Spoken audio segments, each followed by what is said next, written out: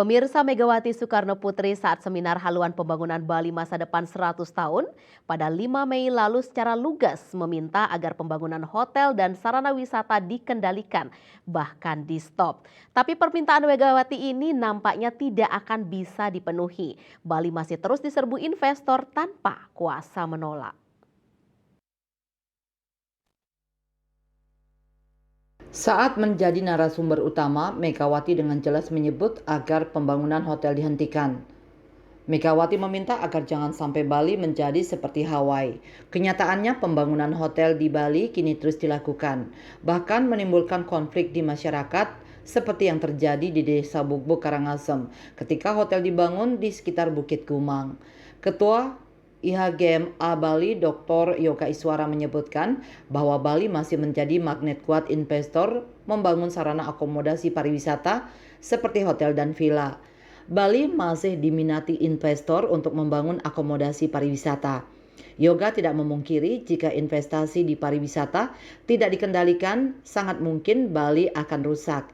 Jika Bali rusak, maka pariwisata juga akan ikut rusak bahkan mati. Gejala ke arah itu sudah mulai nampak, misalnya dalam soal kerusakan alam, kemacetan, sampah hingga perang tarif hotel.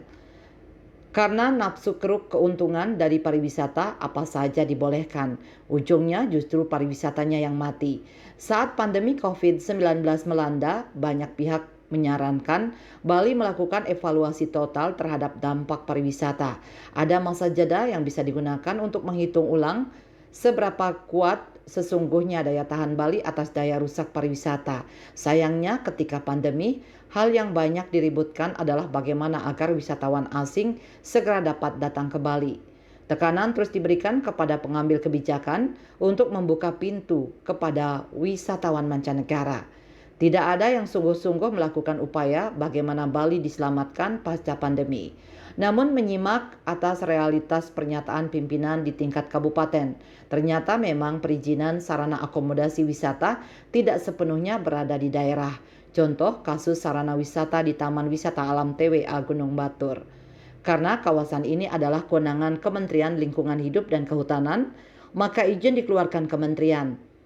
Kabupaten Bangli tidak kuasa menolak. Sesungguhnya ada celah yang bisa digunakan pemerintah daerah untuk menolak investasi yang ternyata mengancam kelestarian alam atau kesucian. Celah itu adalah dalam soal persetujuan bangunan gedung (PBG).